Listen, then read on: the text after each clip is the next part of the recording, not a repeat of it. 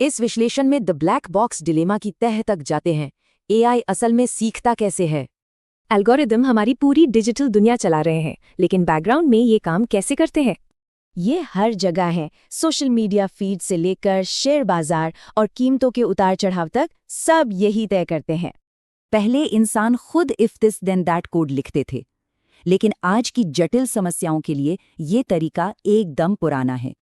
अब ऑक्टिलियन जितने विशाल डेटा के लिए कोई इंसान बैठकर सारे नियम खुद नहीं लिख सकता। ये असंभव है। चलिए एक दिलचस्प उदाहरण देखते हैं। एक एल्गोरिथम को मधुमक्खी और नंबर 3 के बीच अंतर करना कैसे सिखाएं? इंसान इसे सीधे कोड नहीं कर सकते, इसलिए ये भारी काम करने के लिए सिंपल बॉट फैक्ट्री बनाई जाती है। सबसे पहले एक बिल्डर बॉट स्टूडेंट बॉट्स की रैंडम वायरिंग करता है, फिर टीचर बॉट उनका टेस्ट लेता है। दिलचस्प बात है कि टीचर बॉट को जवाब नहीं पता, वो बस दी गई आंसर की से ग्रेड देता है। टॉप स्कोर वाले बॉट्स बचते हैं, फेल होने वाले नष्ट। फिर विजेताओं की रैंडम बदलावों के साथ कॉपी बनती है। ये नई कॉपियां फिर से टेस्टिंग के अगले भयानक राउंड के लिए टीचर बॉट के पास वापस लौट जाती हैं। ये इन्फिनिट लूप एक विशाल और निर्मम डिजिटल वेयरहाउस में लगातार चलता रहता है। करोड़ों सवाल, हजारों स्टूडेंट्स। इतने भयंकर वॉल्यूम के कारण एवरेज टेस्ट स्कोर धीरे धीरे बढ़ता है। यहाँ सर्वाइवल का मतलब है ज्यादा मार्क्स लाना। अंततः एक ग्रेजुएट बॉट उभरता है। ये अनदेखी तस्वीरों में भी मधुमक्खी को बिल्कुल सटीक पहचानने में माहिर होता है।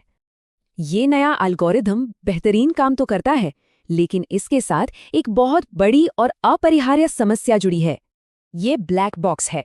इसकी वायरिंग इतनी जटिल है कि इसके निर्माता भी इसके सोचने का तरीका बिल्कुल नहीं समझते। ये बॉट शानदार तो है, लेकिन ये केवल उन्हीं खास टेस्ट पैरामीटर्स तक सीमित है जिन पर इसे परखा गया। इन टेस्ट को बेहतर बनाने के लिए टेक कंपनियां लगातार और ज्यादा यूजर डेटा इकट्ठा करने के पीछे पागल हैं।